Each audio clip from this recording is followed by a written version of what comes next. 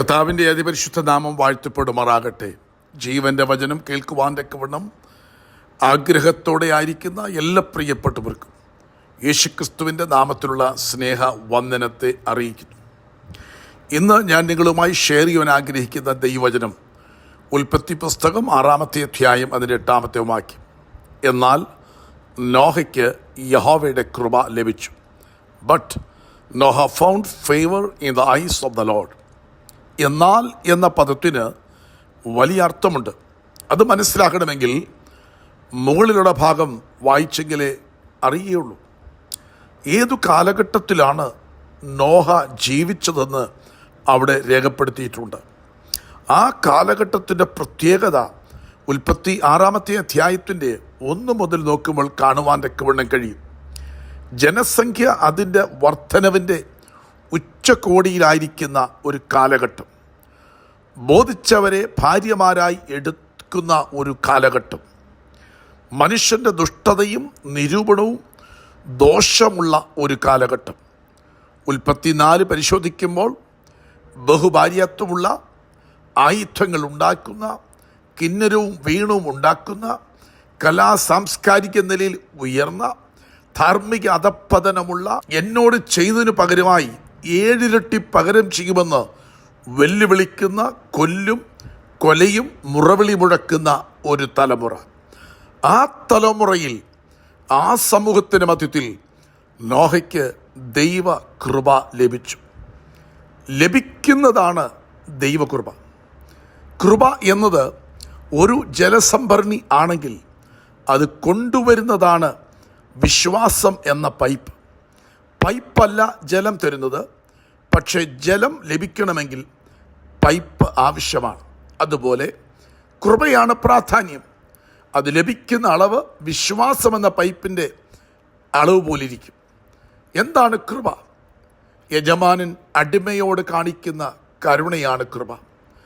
പാപനിമിത്തം ദൈവത്തിൽ നകന്നുപോയ മനുഷ്യനെ പാപം കണക്കിടാതെ സൗജന്യ രക്ഷയും നിത്യജീവനും നൽകുവാൻ ക്ഷണിക്കുന്ന രക്ഷണ്യ സ്നേഹമാണ് പുതിയ നിയമത്തിൽ കാണുന്ന കൃപ.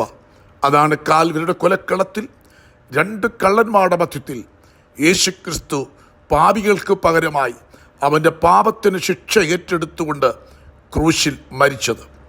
അറിയിക്കാത്ത വ്യക്തിയുടെ മേൽ പകരപ്പെടുന്ന ദൈവ കരുണയാണ് കൃപ. ദൈവത്തിനെതിരായിരുന്ന, ശത്രുക്കളായിരുന്ന അതിൻ്റെ ഉത്തരവാദിത്വം നമുക്ക് പകരമായി യേശുക്രിസ്തു ഏറ്റെടുത്ത് പകരക്കാരനായിത്തീർന്ന് ക്രൂശിൽ മരണമനുഭവിച്ച് ദൈവത്തിൻ്റെ വിശുദ്ധിയെ തൃപ്തിപ്പെടുത്തി ദൈവത്തെ മനുഷ്യന് അനുകൂലമാക്കിയതാണ് കൃപ. മറിയയ്ക്ക് കൃപ ലഭിച്ചു. വേദപുസ്തകം നോക്കുമ്പോൾ കൃപയും സത്യവും യേശുക്രിസ്തു മുഖാന്തരം വന്നു. സകല മനുഷ്യർക്കും രക്ഷാകരമായ ദൈവകൃപ ഉദിച്ചുവല്ലോ. കൃപയാലത്രേ നിങ്ങൾ രക്ഷിക്കപ്പെട്ടിരിക്കുന്നു. യേശു കൃപയും സത്യവും നിറഞ്ഞവനായി പാർത്തു. നോഹയ്ക്ക് ദൈവകൃപ ലഭിച്ചു. മഴ പെയ്യും, ലോകം വെള്ളത്താൽ മൂടും എന്ന് പറഞ്ഞപ്പോൾ ദൈവശബ്ദത്തിനെതിരായ സങ്കല്പങ്ങളും ഉയർച്ചകളും ഇടിച്ചു കളഞ്ഞതാണ് ദൈവകൃപ.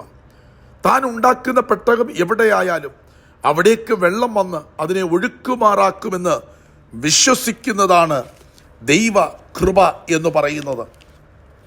അധാർമികതയുടെ തലമുറയിൽ ദൈവശബ്ദത്തെ അനുസരിക്കുന്നതാണ് ദൈവകൃപ.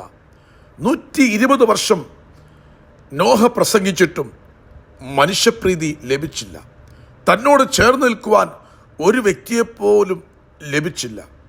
മനുഷ്യപ്രീതി ലഭിക്കാതെ ദൈവപ്രീതി ലഭിക്കുന്നതാണ് കൃപ. പക്ഷേ നോഹയും കുടുംബവും ന്യായവിധിയിൽ നിന്ന് രക്ഷപ്പെട്ടു.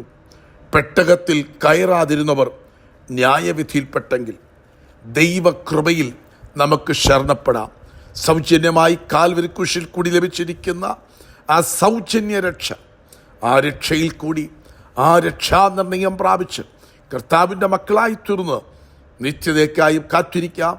കൃപ വൃഥാവാക്കാതെ, കൃപ വ്യർത്ഥമാക്കാതെ കൃപയിൽ നിലനിൽക്കാം.